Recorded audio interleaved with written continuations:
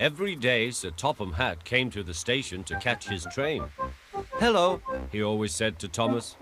"Don't let the silly freight cars tease you. Remember, you have an important job as a special helper in the train yard."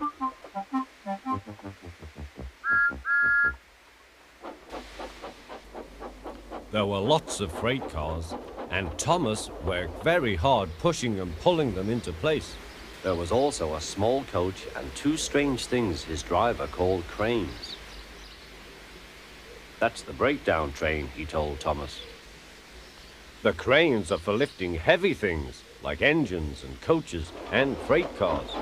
One day, Thomas was in the yard. Suddenly, he heard an engine whistling. "Help! Help!"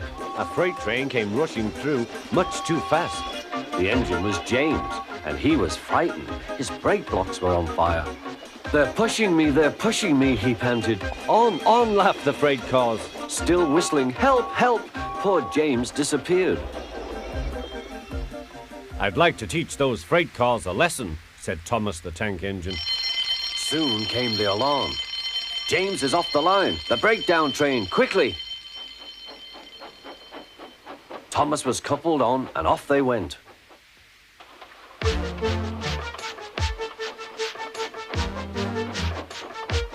Thomas worked his hardest. "Hurry, hurry, hurry," he puffed.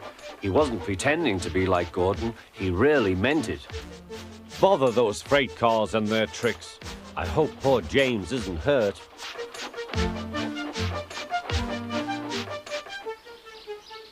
James's driver and fireman were feeling him all over to see if he was hurt. "Never mind, James," they said. "It was those silly freight cars on your old wooden brakes that caused the accident." Thomas pushed the breakdown train alongside. Then he pulled away the unhurt freight cars. Oh dear, they groaned. Serves you right, puffed Thomas. He was hard at work, puffing backwards and forwards all afternoon. This'll teach you a lesson, he told the freight cars. And they answered, yes it will.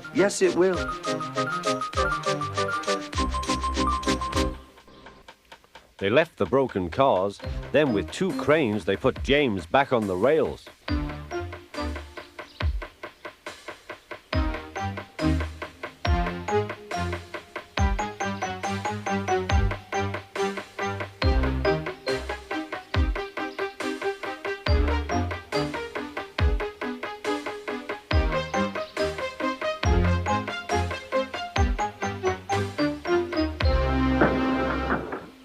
He tried to move, but he couldn't, so Thomas helped him back to the shed.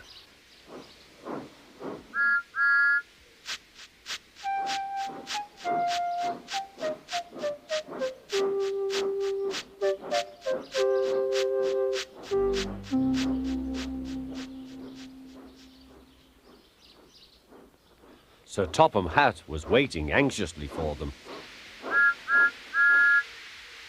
"Well, Thomas," he said, "I've heard all about it, and I'm very pleased with you. You're a really useful engine. James shall have some proper brakes and a new coat of paint, and you shall have a branch line all to yourself." "Oh, thank you, sir," said Thomas. Now Thomas is as happy as can be. He has a branch line and two coaches called Annie and Clarabel. He puffs proudly backwards and forwards with them all day.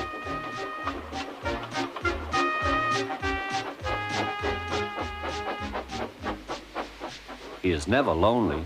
Edward and Henry stop quite often and tell him the news. Gordon is always in a hurry, but never forgets to say poop, poop. And Thomas always whistles peep, peep in return.